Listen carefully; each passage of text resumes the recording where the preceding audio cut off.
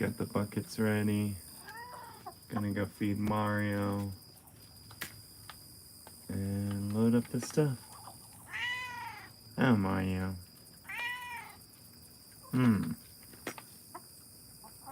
Mario, Mario, Mario. What are we gonna do with you, bud? Oh. Ah.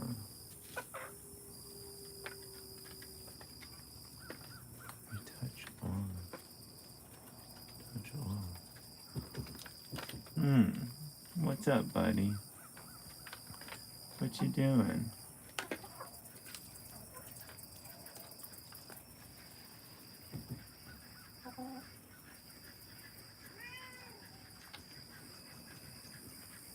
Huh. Mario. Mario, Mario.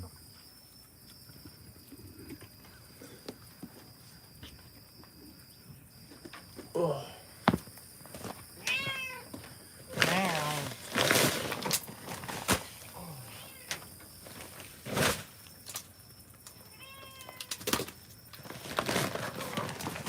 What? Uh-huh. Yeah, I know. I know. Oh. Chicken scales, Prairie.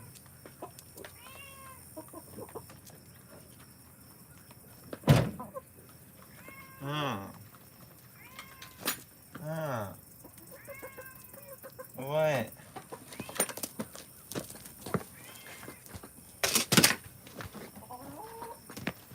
You little chickies, get out of here. Get. No, don't go that way. Come this way. Go.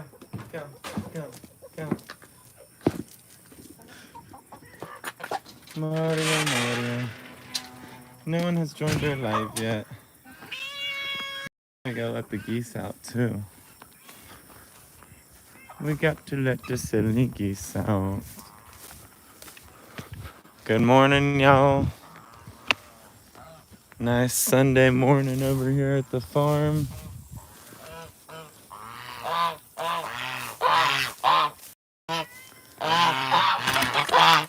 Where y'all doing?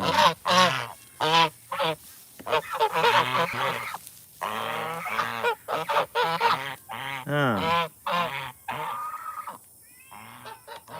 We got Miss High Heels over here. Yeah.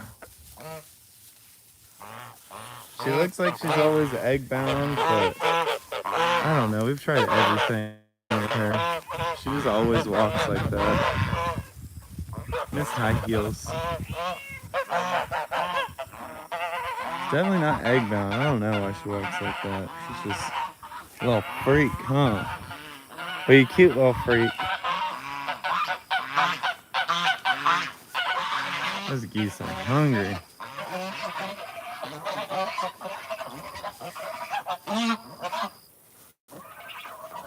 Yeah, huh? He's hungry too, huh? You gonna let me pet you today? You gonna let me pet you? Oh, I got a pet in there. I did get a pet in there. Oh, wow. That was a couple pets.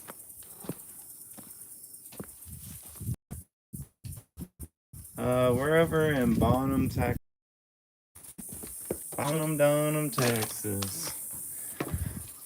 We're in northeast Texas, and what I like to call God's country. Yeah, we love it over here. Me and my wife, we lived in Santa Cruz, California for a while. I lived there 10 years. She lived there 5 years. And yeah, Santa Cruz is beautiful, but there's nothing like having a farm over in northeast Texas. The people here are great. And nature and, you know, outside wilderness, all that is what you make it. I miss the redwoods and the ocean, but this place is freaking awesome. And I don't think I would trade it back if I were to be 100% honest. Where are y'all from, though? Yeah, it's super hot out here. Um,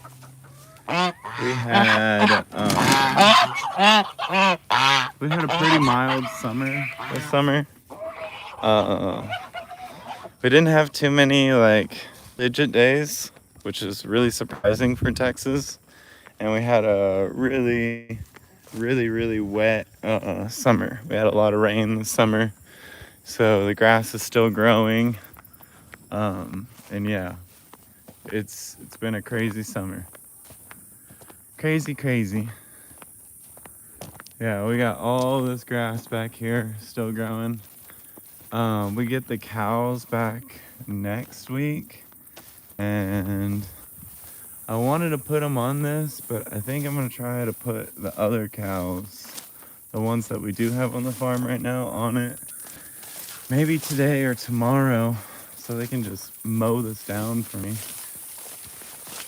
Because now that we're not getting as much rain or dew, it is starting to dry up.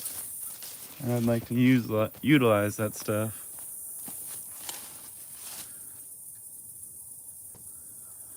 Syria. Yeah. What is Syria like? Syria like a desert? I'm curious on that. Never really looked up what Syria looks like. Got some guineas over here. Dropping some cow feed for the cows. Moo! Moo!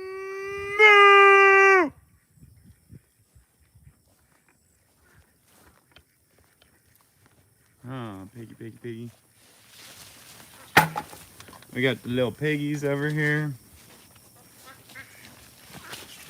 Crazy little things. Yeah, y'all are crazy, huh? Let me in. You don't need to rub up on me, too.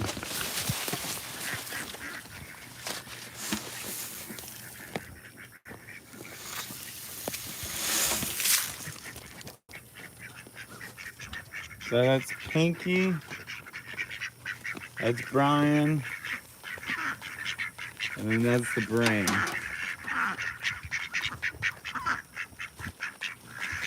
Ooh, okay. Syrian coast. Any surfing over there? I need a good surfing destination. Get on my endless summer.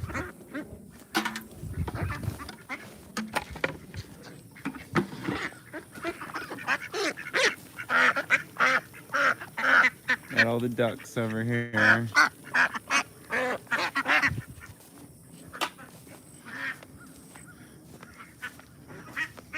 Yeah, that is one thing. There's a pumpkin. That's one thing Texas kind of misses is the mountains. We got a coast. Me and Amy, we're like probably 5.5 hours from the coast. So it's not very close at all. But we got a coast. But yeah, we do definitely miss the mountains a little bit. Me and Amy were just talking about that yesterday. The mountains are pretty cool. And like going camping, going way up in the mountains, like over by Yosemite and all that is so much fun because you're over in Fresno. It's hot as heck, 100 plus degrees, and then you just go up the mountain a little bit and it is so cool. It's nice. You got water. So yeah, it is a really cool experience. Do miss that.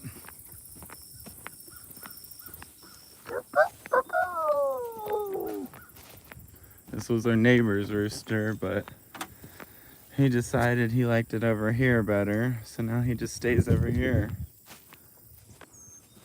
Yeah, Texas borders Mexico. Yes, sir. Yes, sir. Yes, sir. Huh.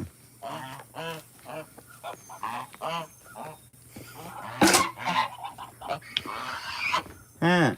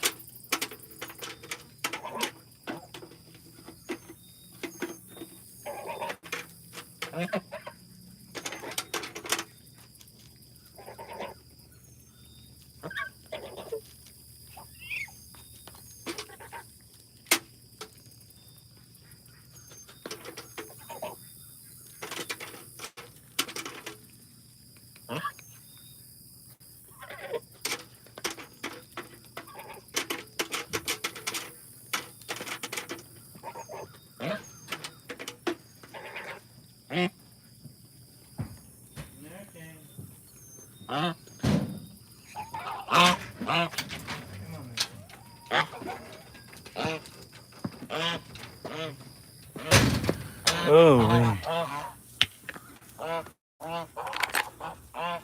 mosquitoes. We make a bug lotion. So I make a bug lotion out of our lard lotion. We're gonna have it on our website and on our TikTok shop soon. But we sell lotion that we make on the farm, and I have a bug stopper lotion.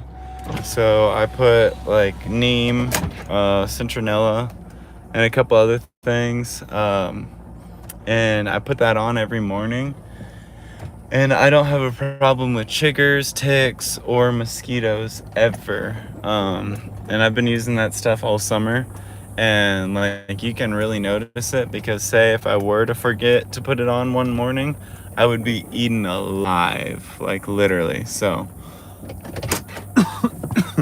stuff has helped a lot.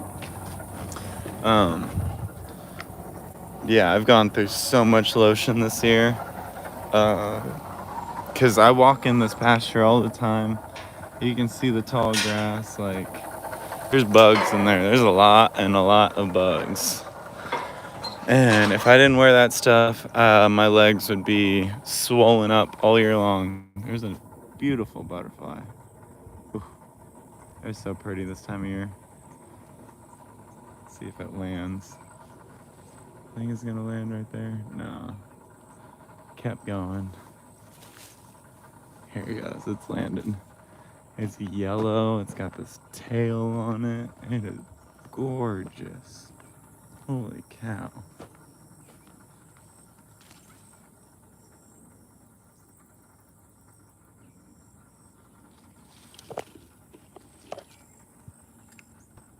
Scared it for a second.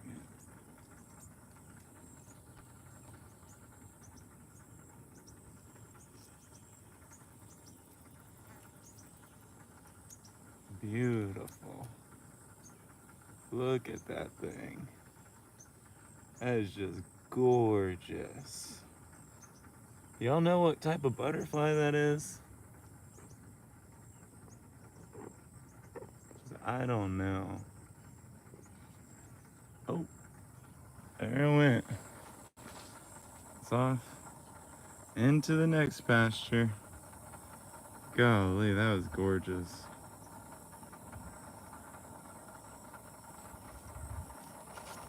That was so gorgeous.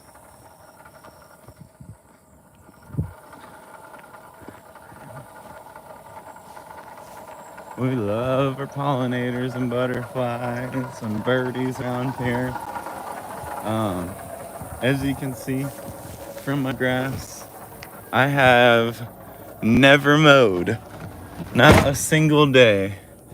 Me and Amy have been here for almost 2 years now. We have never mowed our lawn, not once, and we have strong conviction not to.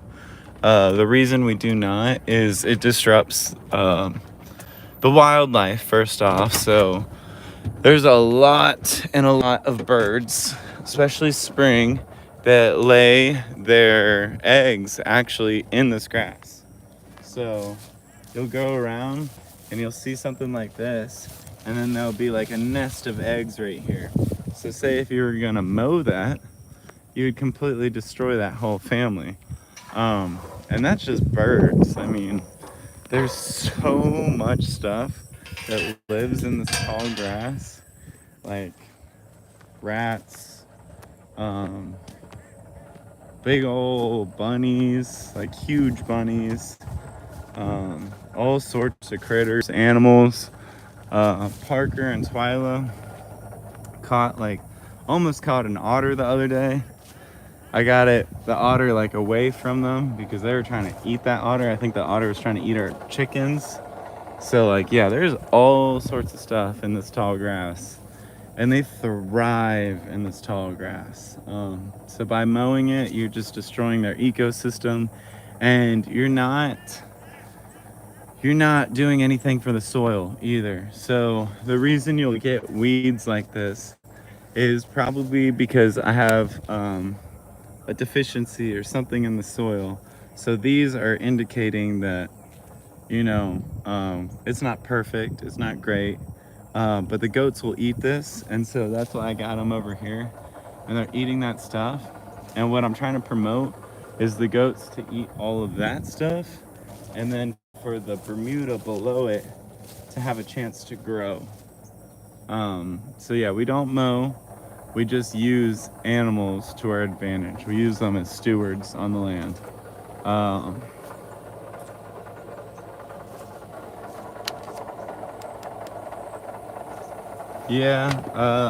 I'm probably an hour from the city. All this grass grows on itself. It's isn't that what you call perennials or whatever? Yeah, we don't plant any of this stuff. There's actually a huge natural seed bank underneath that soil, and if you provide the right conditions, like whenever we move the goats rotationally, they're able to get all the weeds out here and let that grass grow. We get a lot of blue stem, old native grasses, and a bunch of old native plants that you typically don't see in Texas pastures anymore because they're sprayed, fertilized, and there's a lot of sedentary stock grazing. So sedentary stock grazing is a cattle operation that has like, a set number of acres, and they just throw cows on there, and they don't move those cows in a rotational manner. So a rotational manner would be like moving your cows every day to a new plot of land. And what that does is it makes the cows eat a little bit more than what they typically would eat. So like cows, if they're on a big plot of land, they're gonna go straight for the good tasting stuff. So the ice cream is what farmers call it, like that really tasty grass.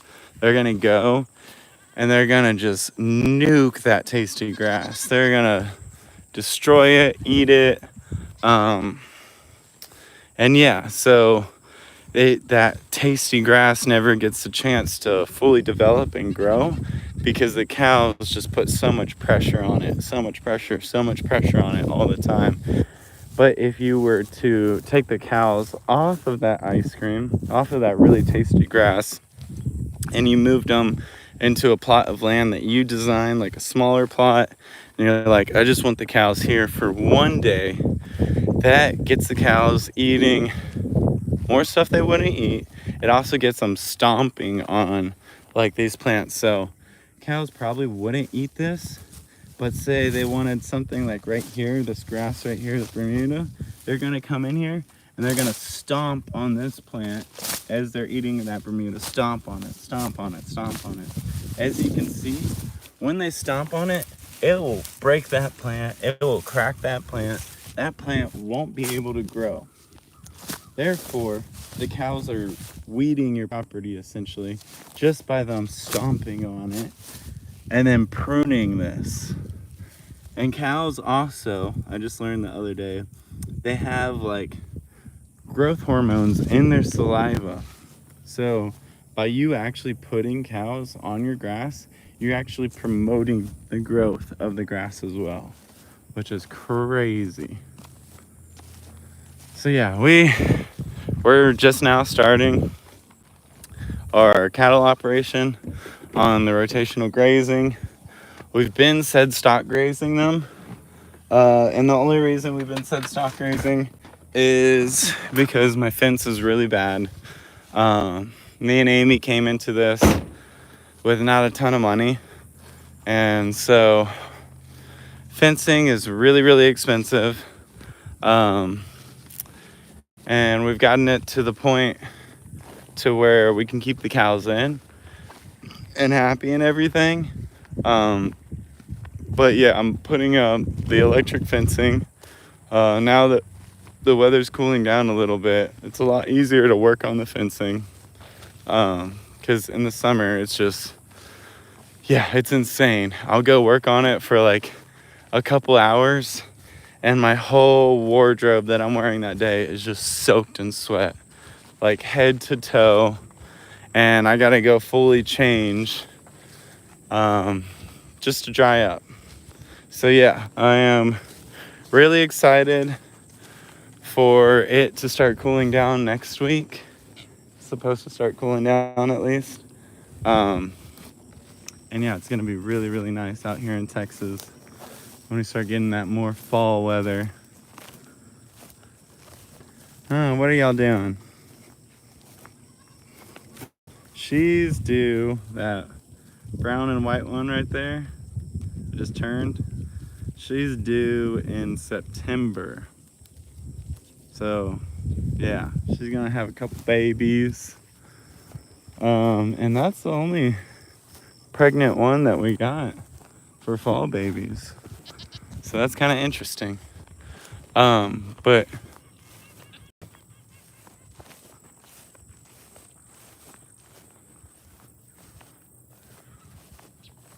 so, yeah, I have some fruit trees over in the front.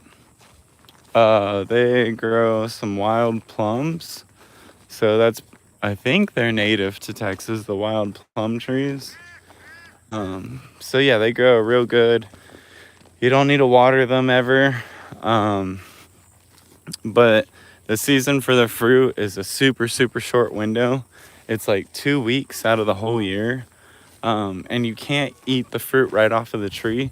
They're extremely, extremely tart. So a lot of people make preserves and stuff with the fruit. And yeah, it's really, really good. But like here, another one of my strong convictions that I have is screw trees, grow grass. And the reason I say that is because in this particular area that we live in is prairie land. It's not forest. It's never been forest. And the only reason that we have the forest that we have now is because the buffalo were extinct. That is literally the only reason. The only reason you would see trees typically, if there were no fences, buffalo were out here and everything, would be near the water, where there's a lot of water and they're able to grow and stuff. That's where you would see the trees. That's where you'd see more of the forest and everything. But what this was for thousands of years was all buffalo land. We need large ruminant animals on these prairie lands because, like I was saying earlier, they step on 50% of what they come through. That's a huge deal.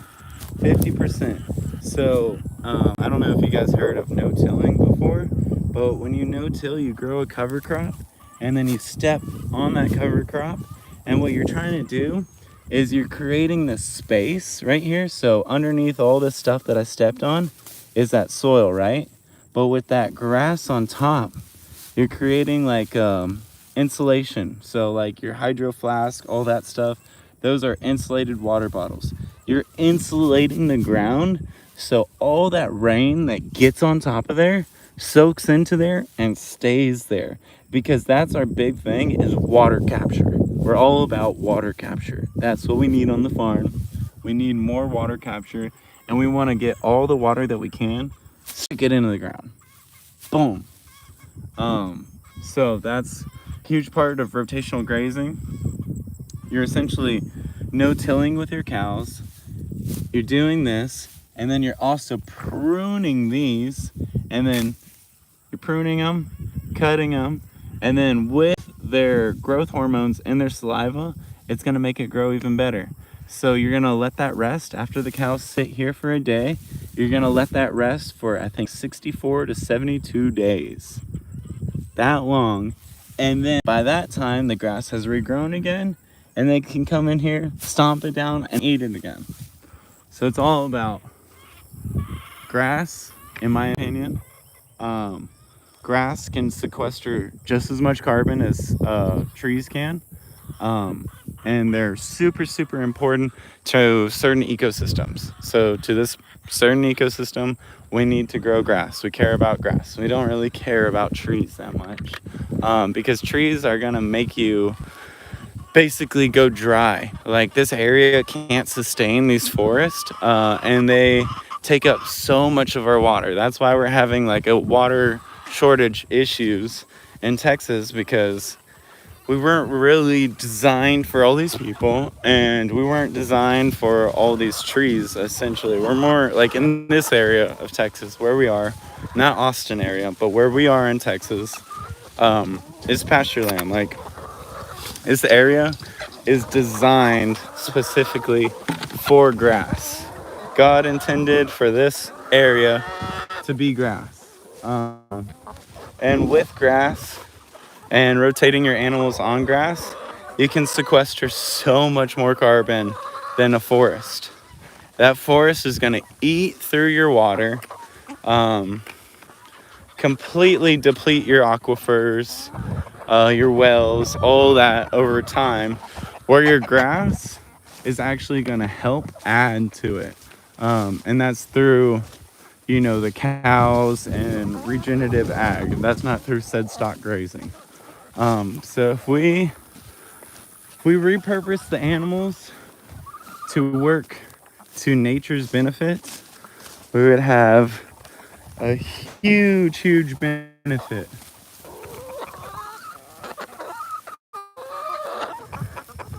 Yeah, it's very rare that we get bears over here.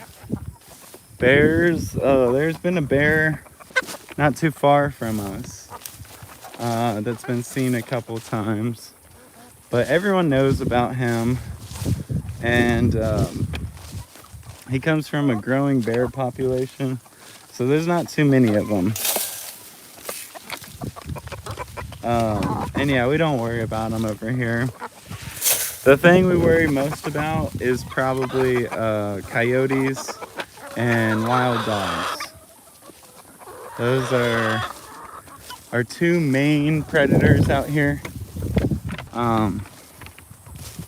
Yeah, coyotes and wild dogs. We have some mountain lions, but I mean, they're extremely rare. We've had some mountain lion paw prints that I found over here, but yeah, haven't seen it. And then a couple of the guys around here with game trail cameras and everything like that, they've caught it on there, and it looks to be like a black panther. It's not like a regular mountain lion, it's like a black mountain lion. So I don't know if it's like a black panther that came up from Mexico or something like that, but yeah, it's been sighted around here a couple times, very rarely. I think there's only a couple of them. And yeah, pretty crazy. We found one of the paw prints, I think, over on the farm one time, and we got it confirmed from the ag extension agent. But yeah, that was pretty crazy. This is Khaleesi. Khaleesi. Bella, you gonna come over here, baby? Bella. Bella, come here. What? Lisa, what's up, girlie? Oh my goodness. She's just gonna lick my bucket even though there's nothing in there. She just wants a taste of it. I just want to taste it. I just want to taste it, huh? Yeah, you just want to taste it.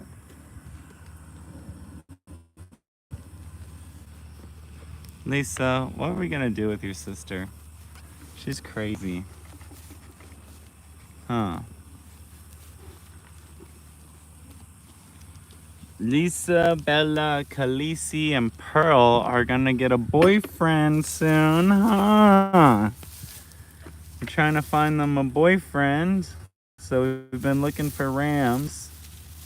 The closest ram that we have found is over in Fayetteville, Arkansas. So that's probably, I think, 4.5 hours from us or something. So if we were to go pick that up, we'd have to make a whole trip about it. Khaleesi wants to come over here now. What are you doing, girlie? So we'll see if we make that trip or not. We're hoping to find some locally. We don't necessarily need the rams right now, but we're looking for them right now. That way we can get them, quarantine them, make sure they're all safe for our animals to be around, not have any diseases or anything like that. And then have time to get used to the animal before we start working them with our sheep. Because yeah, you really, really want to quarantine your animals when you get a new one. Or else you could, get diseases, parasites, or other issues with your animals that you already have on the farm. We actually just had that issue, and we're trying to fix it now. That's why I'm gonna go check on this girl over here. So that white one right there, my wife got her for my birthday, and she's a dairy goat. But I guess the lady that we had gotten her from, even though she's a very well-known lady in town, she sells a bunch of goat soap in town, very well-known, her operation is not the cleanest. Like, that was probably the worst case of worms we've ever had to deal with or seen online even. And it has, really hurt some of our animals on the farm. We quarantined her and everything, but she had another baby that got real sick and just never bounced back. And he got this real bad bug and died. And then we got a goat probably a month later that had the same condition, same issue, everything like that, and then died also. So that was really sad. And then this is one of my favorite goats right here. She's one of our first goats. She's an older one. Her name's Chiquita. And she just started showing symptoms 2 days ago from the same worm. As you can see, she's real skinny right now. We've already wormed her and everything. And then as you can see in her eyelids, they're real white. It means a low FAMACHA score. So those worms will go in there and they will take a lot of their iron away and really just deplete their whole body of essential nutrients and stuff to fight off the worms and everything. So we're giving her iron, B supplements. We gave her ivermectin and fenbendazole. And yeah, we're just trying to take care of her, doctor her up. And yeah, that's just all part of owning animals. You really gotta make sure they're not introduced to anything gross that could get them sick. Yeah. And it's unfortunately just part of raising animals. Someone told me a while back, it's kind of stuck with me. It's kind of hard one to swallow sometimes, but your livestock is always dead stock too. So yeah, you gotta roll with the punches sometimes. We take care of the animals the best that we can, and so we're always out here making sure they're okay, checking up on them. I've worked for some other farmers that, like, once they would see issues like this, they would literally just throw away their animals. So yeah, we just gotta work towards to getting her better, and hopefully she bounces back. But it's a weird one because she doesn't have a poopy butt, none of that. Oh, baby. So I'm gonna go get some B vitamins for her and give her some in a little bit, probably. Huh. What you doing, crazy? But she's acting totally normal and everything like that, so I'm not worried about her. Yeah, I think we got it soon enough to where she's gonna be totally okay. She's just lost a little too much weight. But yeah, she's still fighting and all that kind of stuff. Like, she's got energy, which is really good to see.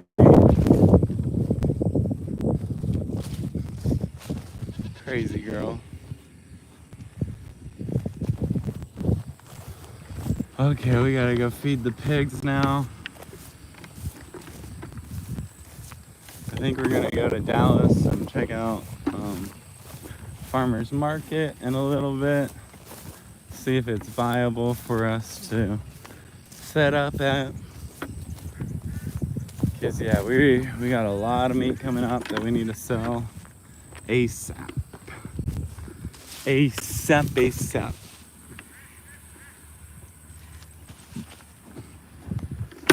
Oh.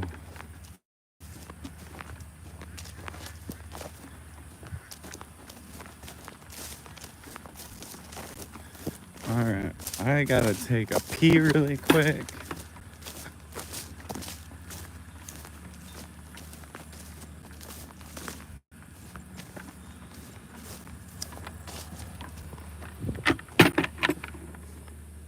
What are you doing, Parker?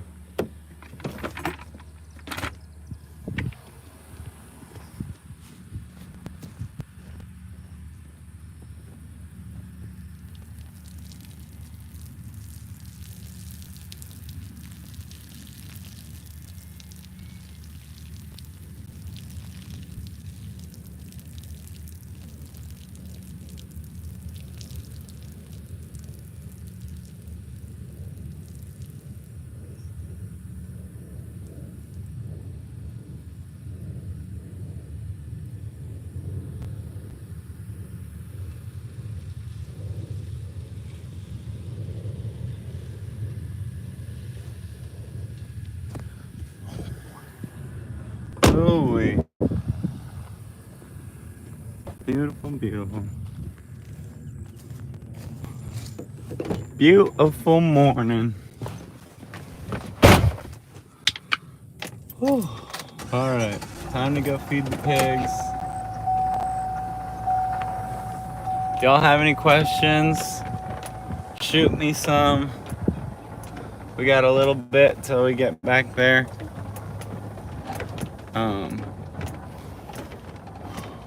Like I said, I'm real excited for the weather to start cooling down. It is kind of a bummer that the days are getting a little bit shorter, but I can't say that I don't appreciate it either, because being a farmer and waking up with the sun is kind of gnarly in the peak of summer. Like, I was only getting like 6-7 hours of sleep a night. I work real good off of 7 hours of sleep, but the 6 hours like kills me. And some of those mornings when it gets bright and early, like at 5:30 in the morning, just would murder me. So it is nice that it gets brighter a little bit later in the morning. That way I can sleep in just a little bit. I just need 7 hours and I'm good. So I like to go to bed at like 11, 10:30. And yeah. So it's nice. It has its ups and downs, and then we're getting the cool weather soon, so that should be real nice. We got the Parker behind us following us. He's got to follow us everywhere. Oh yeah. Oh, Parker. Oh, whoa. Kind of went off the road a little bit there. That's okay. We're on a private road, so we don't have to worry about running into anyone.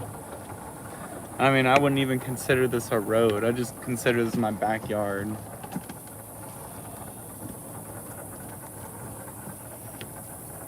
I've just been able to drive on it, I guess, because it's not super wet. But yeah, we're gonna go feed the pigs. And then head to Dallas and check out this farmer's market, see if it's viable for us. And yeah, I'm excited. I'm excited to talk to the people. This is a new farmer's market that they opened up not too long ago. I think it's called Good Local or something like that. So yeah, I'm really excited to talk to those people. If you're in the DFW Metroplex area and you need some pork, chicken, or beef straight from a local farmer, let us know. We have some available right now. We just got a pig butchered last week and a cow butchered a week before that. So yeah, we got the meats, we got the good stuff.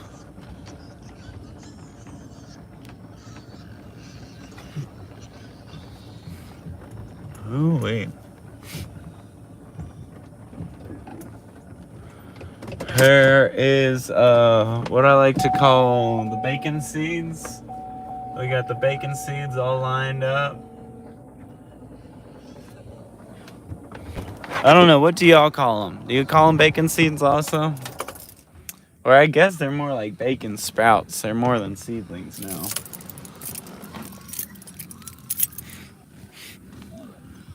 But it's funny.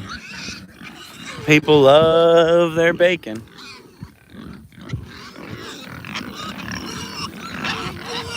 And we make some of the best bacon in the world, I'll tell you what.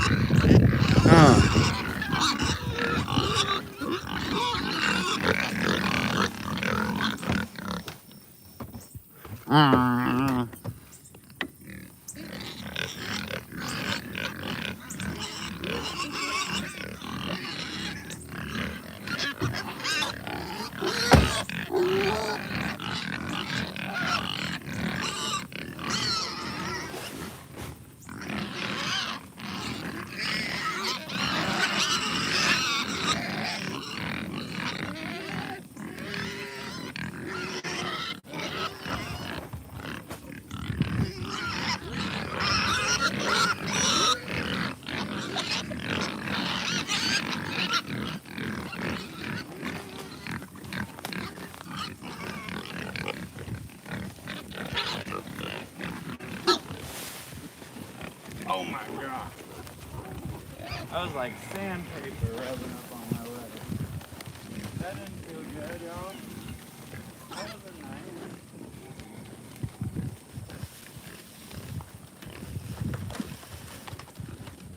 That didn't feel nice.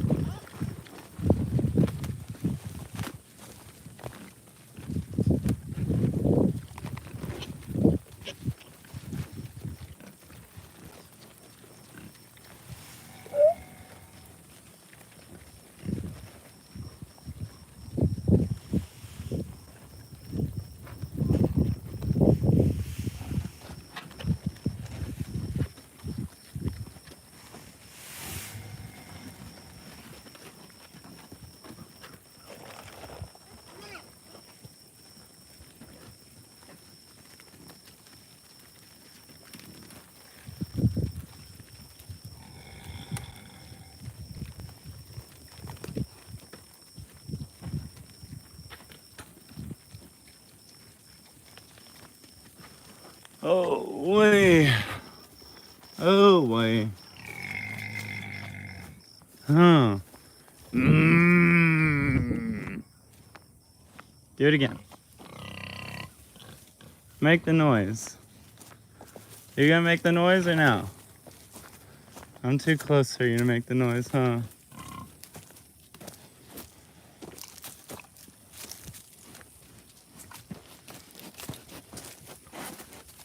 What?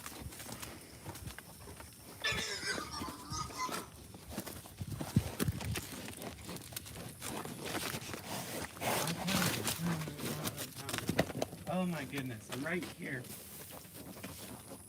I'm right here.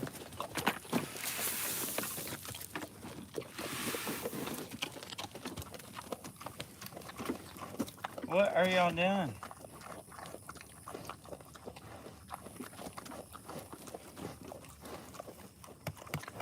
Oh, you got a big old butt, girl. Golly.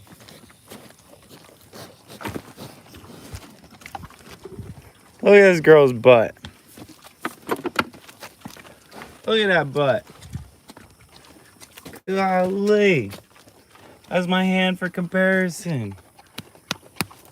Got a big old butt, girl. Same with her, she got a big old butt too. Jeez, girl. Golly. Pretty tight, pretty tight.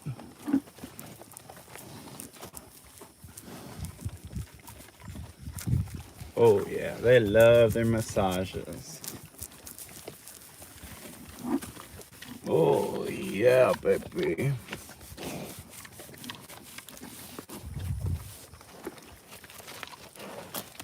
What are you doing, crazy?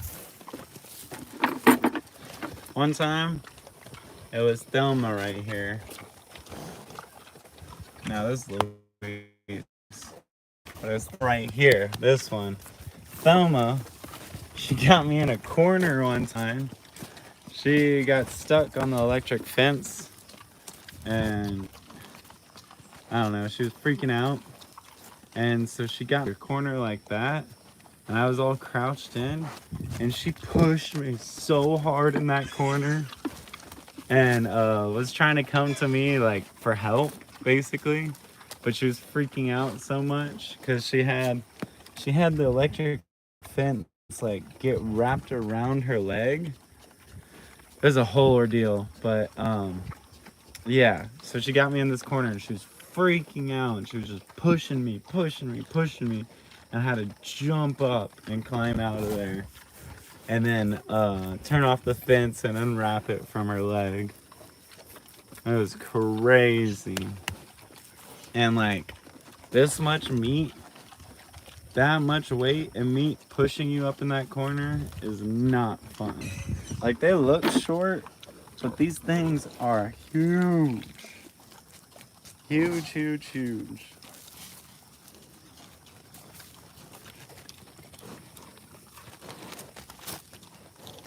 That's Chubby Cheeks. That's Luis. And then this is Thelma. Thelma, Thelma, Thelma. What are we gonna do with you? Girl, your backside look nasty right now. That's all I'm gonna say. All I'm gonna say. You got like mud stuck in there and shit. That's a nasty looking girl. I don't know what that is.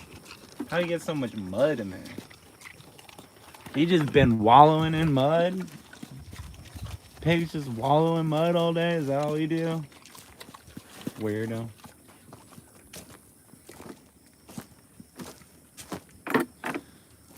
We got the trusty sidekick following us along all day or all morning. Huh. Is that the sidekick, Burger? Is Burger the sidekick? Oh my goodness. It's crazy because we found him across the street and he's been the best dog ever. Someone just dumped him out here. Oh my goodness. And I mean, I guess if he lived in a house or an apartment or something like that, he would probably be the worst dog ever. Like, he chews up everything. You can't put a collar or a leash on him. And if you stick him in a cage, he freaks out. Like, freaks out, pants, and just is gnarly, gnarly, gnarly. He gets like lonely, so if you leave him inside, he's gonna get all lonely, and yeah, he gets separation anxiety, all that. But if you just leave him outside and you just keep him an outdoor dog and he never comes inside, he loves life. He was just meant to be a porch dog, essentially. It's so funny.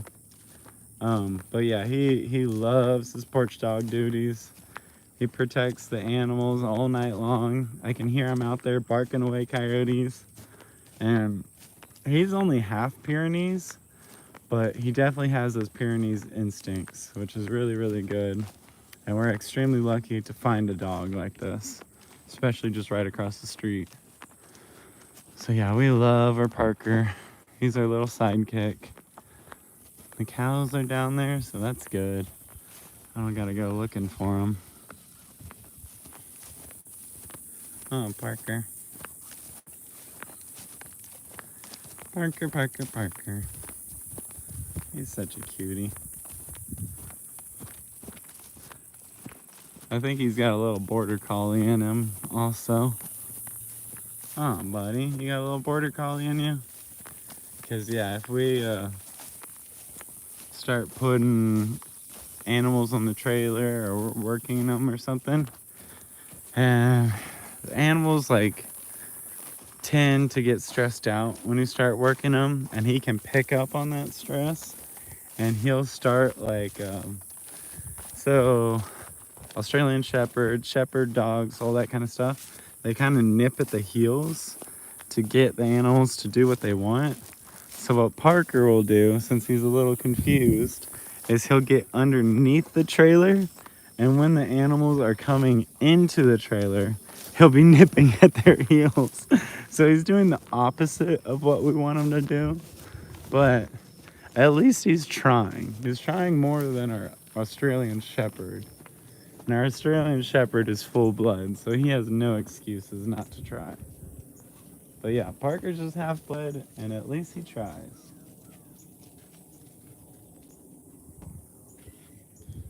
Water spout looks fine. We got a pig coming down here already. Oh yeah, I see you.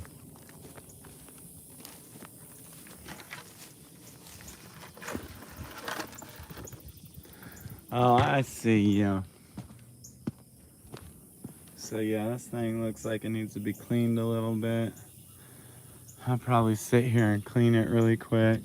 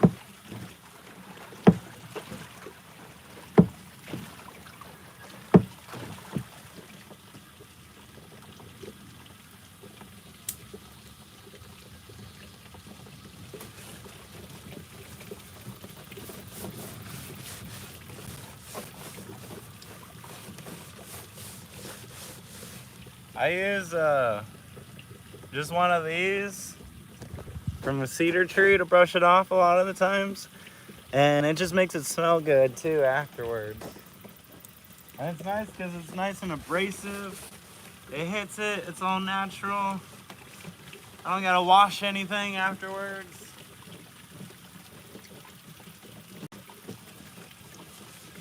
And it makes it smell good too.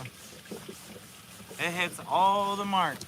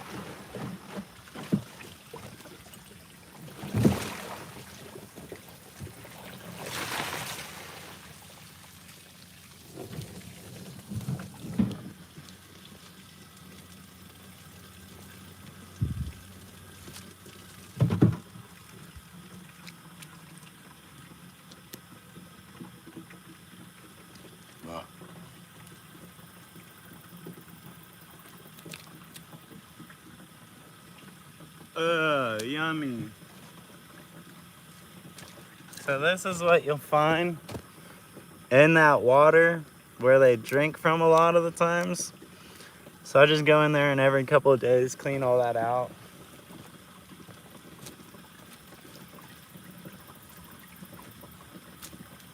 Make sure it's working all properly.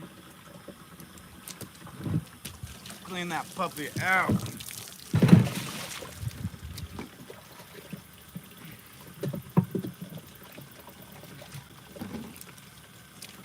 Clean her out good.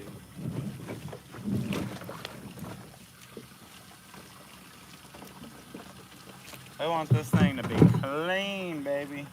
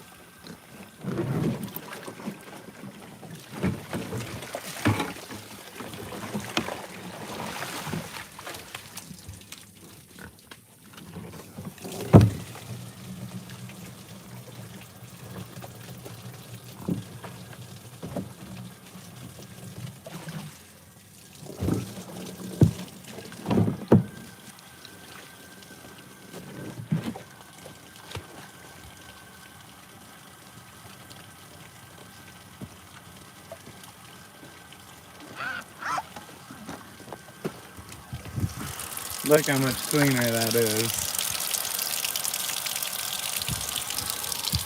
And I was able to clean that out real good too. I mean, it's not spotless, but you want to keep your animals' waters real clean. You don't want to be drinking that nasty shit. Especially these monogastric animals. Monogastric meaning they only have one stomach. So that old saying, you are what you eat, goes for pigs and chickens. They're like sponges. Whatever they eat and drink, that's what they're gonna taste like. So that's why you wanna feed them clean, healthy water. We get it straight from the spring over here. And yeah, we clean out the troughs. Probably do it every 5 to 10 days, depending on how dirty it gets. And then they have a nice area to cool off in during this heat today. They'll just sit in there and wallow. I have a thing going on my TikTok live. If I get enough people that send me the chilies or whatever, then I'll wallow in that water. So yeah, I don't know, if I get enough reactions on here, I'll probably wallow in that water as well. I don't know how many that would be for me to be able to do that, how many reactions and all that kind of stuff. But probably want to do it for a significant amount, because that does not seem very fun to wallow in. Huh, guys? Because y'all are a little stinky.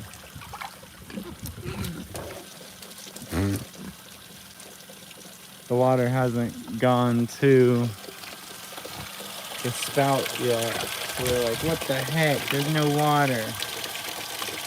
Is there no water? It's not there yet, huh? What are you gonna do? Huh? You gonna whine about it? She's just sitting there whining. What, are you gonna whine about it? What are you doing? Yeah?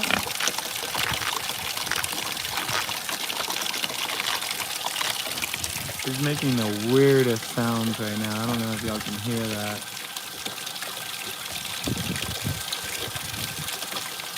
But some crazy sounds.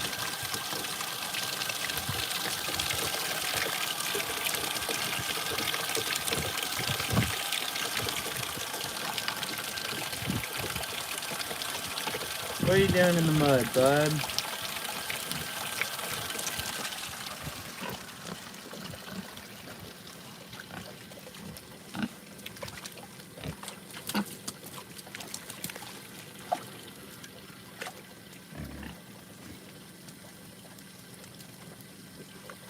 Oh, that is a big boy right there. I don't know if that's a boy or a girl, but whatever it is huge. Golly, that's a big one.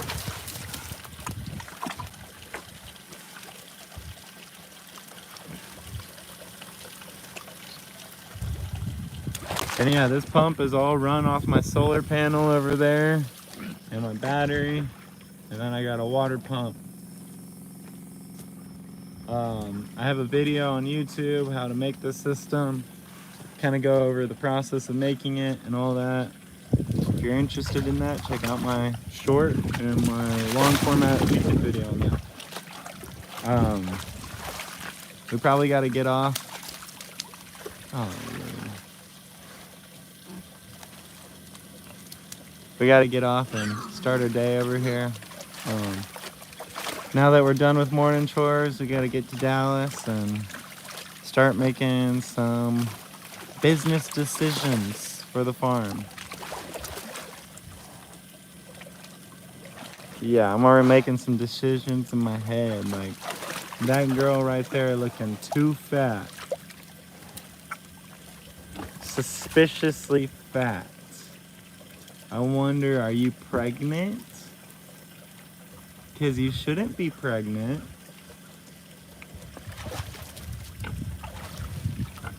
Yeah, she might be pregnant. but I don't want her to be.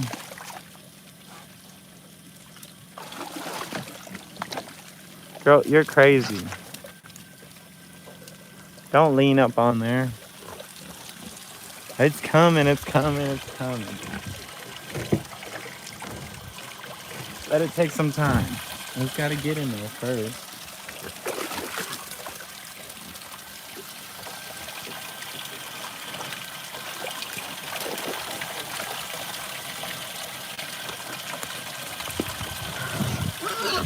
Girls, y'all are wild.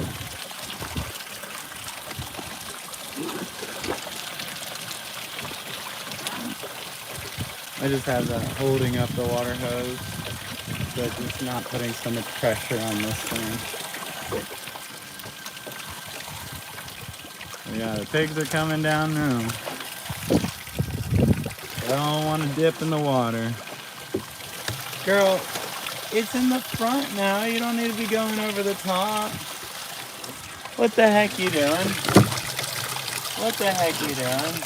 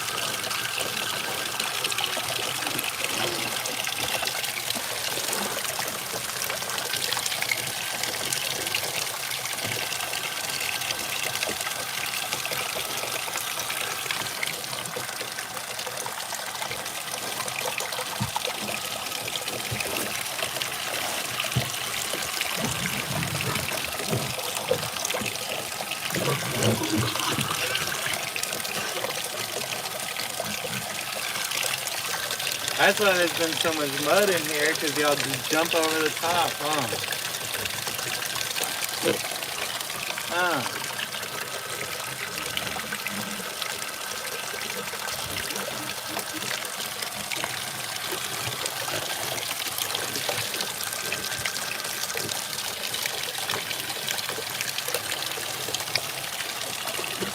They just keep coming.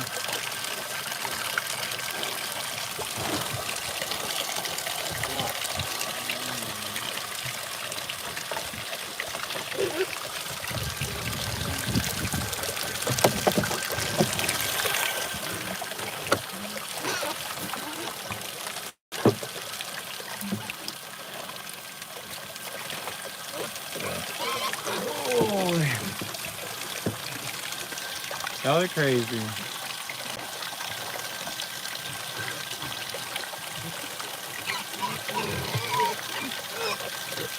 They're all fighting for the water now.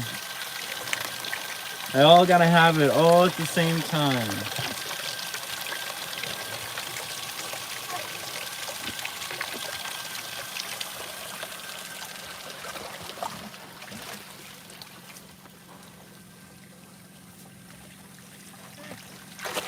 Just enjoying life.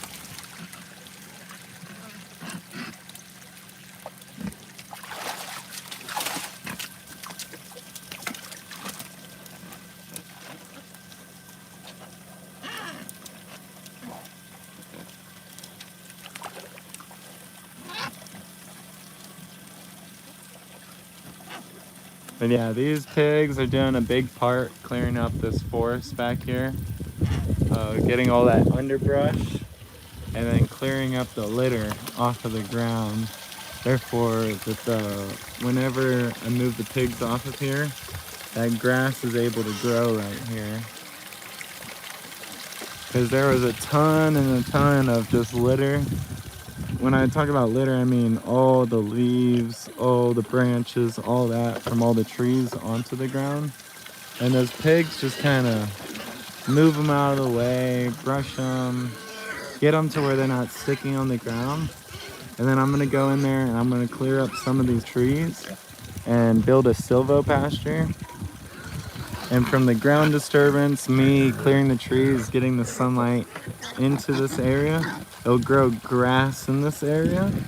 And after the rest, my cows, like after I rest it, I'm gonna keep it fenced off. After the rest, probably next spring, I'm gonna let my cows go in there and start utilizing it and stuff. But this fall, I'm gonna clear all this out, make it all clean, and build a silvo pasture. And the pigs have just been helping clear all that underbrush for that silvo pasture. So come in the next week or two, we'll be starting on that project. And I'll probably live stream it too. Just because we're gonna be out here for hours working on this stuff, and might as well live stream it, right? Yeah, I gotta figure out how to use like some sort of battery pack and have the live stream like continuously going or something. Because I typically, like right now, I'm at 75 minutes. I probably got another 15 minutes. So that'd be like I got an hour and a half on live typically is what I'll get. So I think I need a little bit more if I'm gonna start live streaming like fence building and all that, because I'll be out here for, I mean, at a time, I guess 3-4 hour, and then I'll go take a break, come back, do another few hours, and then be done. It's typically like 7 hours of actual real working the fence and chainsawing and all that kind of stuff. So yeah, I gotta figure out some sort of battery pack for that. Something. And I gotta figure out some headphones situation so I can listen to some music or something. Because it gets real boring when you're chainsawing all day and you don't have any music. Very boring. Because that chainsaw is loud and annoying and you can't really think.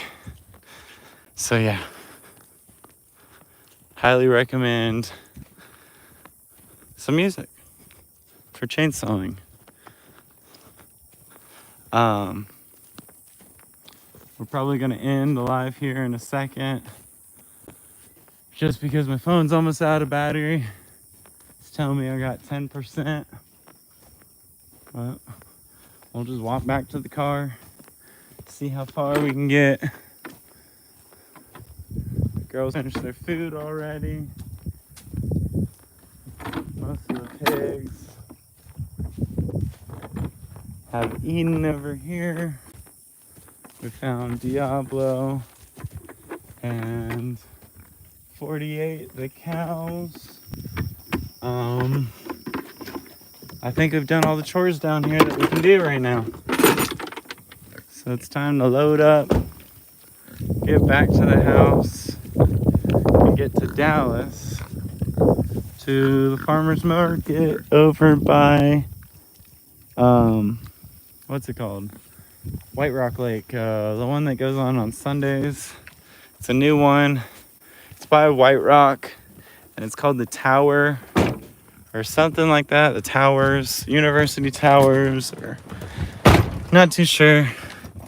I have it on my email, but we're gonna go try to meet up with the people that run it and introduce ourselves and see if it's a viable option for our farm, because we really need an outlet for our meat and other products. Our lotion we can sell on YouTube, on our website, all that kind of stuff. So our pig lard lotion is going to be hitting our website very soon. We're doing a lot of R&D right now. And Amy's bought a ton of equipment. We're doing a ton of R&D right now to make it a finalized product so we can ship it worldwide. And What's beautiful about the lard that we use is it's all from the farm. Like the lard lotion that we use, it's all from the farm.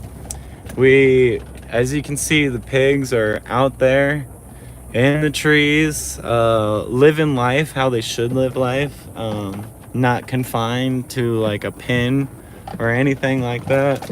Those pigs are out on pasture. They got 3-4 acres of pasture, and they're running around in those woods. They're sleeping together. They're living life how pigs should live life. And then on top of that, we also feed them a corn-free, soy-free diet. So that's gonna be really, really good for them. It's gonna make it low PUFA. What PUFA means is polyunsaturated fatty acids. So if you're feeding your pigs or your chickens commodity diet, typically going to be corn, soy, and it's going to be sprayed with tons of herbicides, fungicides, all those great stuff that are really bad for you. Those commodity grains that you feed your chickens and your pigs are really, really bad for them. And it's not a properly balanced diet. So you're going to have like your grocery store pork. It's like a lot of people say it's not good for you because it's high PUFA. So it's high in polyunsaturated fatty acids, and it's unbalanced omega-6s and omega-9s. It's going to have more omega-6s than it does 9s, and omega-6s are not good for you. Omega-9s are good for you. So that low PUFA is really good for inflammation, like killing inflammation. I have a herniated L4, L5 in my back, my spinal. And the only thing that helps me sleep at night is eating a low inflammation diet. So I cut seed oils out of my diet. And I cut a lot of those high PUFA meats. I grow all my own meat. So all the chicken and pork that I eat is from my farm. All the beef that I eat is from my farm. The only thing that we source outside of the farm really is like milk and dairy. Milk I buy from a local lady, and I source a lot of raw milk. It's really, really good, super clean stuff. Been drinking it for months now. And like I really want to get into like butter making and cheese making and like all that kind of stuff, but right now, yeah, I'm buying that from the store still. And yeah, most of our diet, I want to say 80% of the diet is straight from the farm. In the wintertime, that probably raises a little bit. I have been canning a lot of stuff, but in the wintertime, we'll probably be buying some vegetables from the store and stuff like that. But a lot of the vegetables we grew in our garden this year. And yeah, so like my diet is very much from the farm and farm based. And I've noticed eating a farm based diet, eating the proteins that I grow, eating the vegetables that I grow, and very particular on what I intake. Like I really don't eat out ever. I really don't, like, I haven't eaten at a restaurant.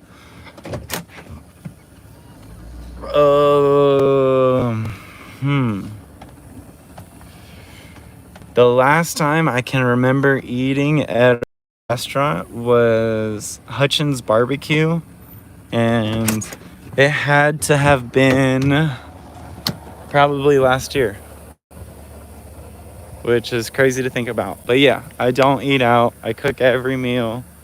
The reason I also don't eat out is I'm celiac. I'm allergic to wheat, barley, rye, and just gluten in a whole. So eating out for me in general is really hard because a lot of the chefs at these restaurants do not care about gluten allergies or cross-contamination and stuff like that. I've worked in the restaurant industry. And yeah, like, you tell one of the chefs, like, hey, this guy's got a gluten allergy. You need to, like, switch pans, or you need to, like, change gloves, all that kind of stuff. they look at you and laugh and then just continue doing what they're doing. So I don't trust the food industry with gluten-free celiac stuff at all, because I've lived and worked it. So yeah, I don't eat out. I eat 80% of what we grow and produce on the farm. And yeah, I think it's super beneficial to my health and to my well-being, like immensely. So if you guys want to purchase any of our products, our lotion, our meats, you can look us up on our website, www.lahabanafarms.com. I think I have the info on our YouTube if you want to check it out also. That lotion should hit TikTok store in like 2 weeks, and we're gonna see if we can do Amazon as well. So we'll get it in Amazon also, and we'll be selling it straight from the website too, if you want to just do it straight from the website. If you do it straight from the website, it'd help us a ton. And so I'll keep y'all updated on when that comes, because the research and development is going smoothly so far. Everything's working out, so I think product will hit shelves sooner rather than later. So exciting news for y'all. Please like, subscribe, follow us on all our different social medias. It's La Habana Farms. We really appreciate all of y'all sitting here and watching us do these chores. This is what we do every day, and I'm glad you can come along with us and just have a blessed day. Thank you so much for everything, and love y'all. Peace out.